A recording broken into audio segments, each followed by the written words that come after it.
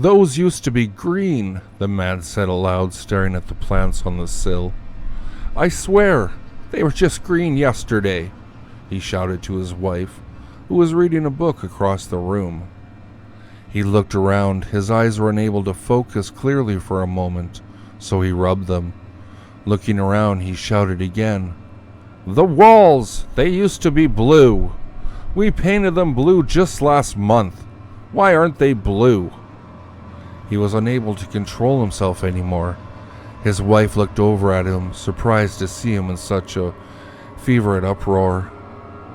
"Honey, relax. You've just had a long day," she affirmed. "He wouldn't have any of it, though."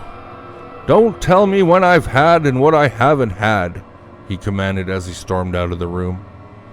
Figuring her husband had possibly been drinking, the woman tried to continue reading her book, but her concentration was constantly broken by the yells of her husband.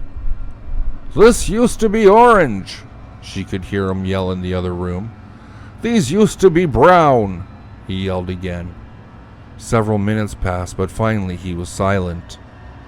Content that her husband had calmed down, the woman continued reading. However, moments later, a loud crash could be heard in the kitchen. The woman sprang from her chair in surprise and darted over to the kitchen to see what was the matter. As she entered the room, she let out an incredible scream. There lay her husband on the floor, drenched in blood, with his abdomen slit wide open. Holding his own bowels in his hands, he uttered one last breath. "These used to be red."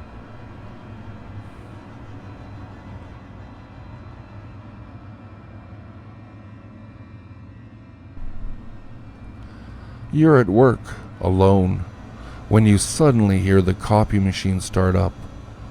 You walk out to take a look at what's going on and see several copies filling the tray.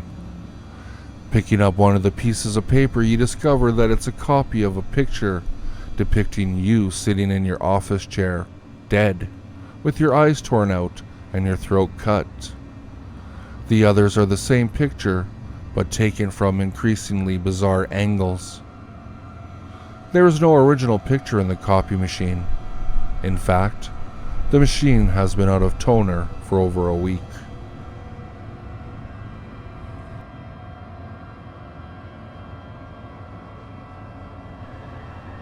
It was her eyes that first attracted me to her.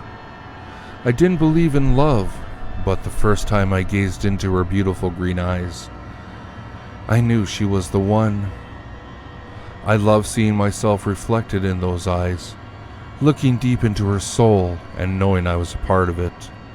It's kinda stupid, but I even wrote poetry about them. I don't remember much, but I told her, "There's so much life within your eyes, and so much love." I loved the way they danced.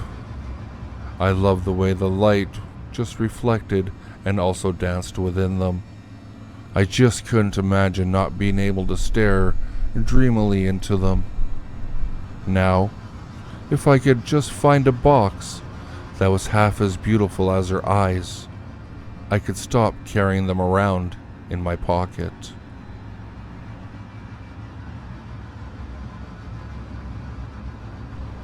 My family had fallen on hard times, and we had no money for gas, so my parents could go look for work. At the time, we lived a block away from a park, so my dad and I got the idea to go look for recyclable cans and bottles to turn in for money. It was near sunset when we left the house.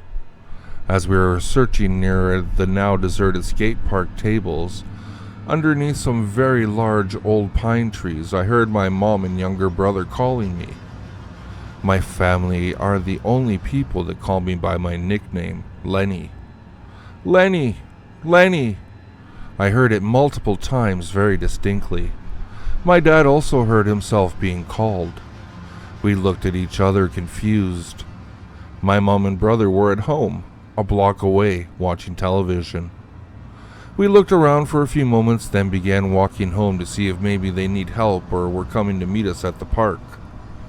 When we got home, they were there, now in the process of making dinner.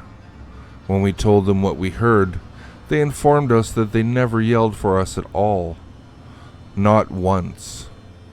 Disturbed and confused, I realized that we might have had a ghost call us by name. I decided to do some research.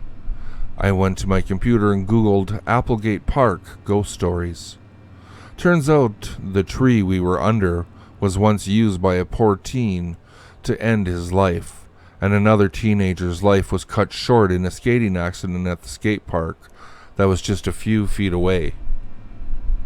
Could these restless souls be the voices that were calling me and my dad that day? I've made my decision. Now, you can make yours.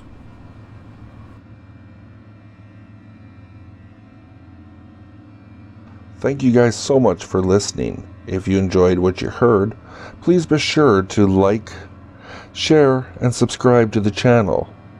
But I've been just plain creepy, and I'll catch you in the next video.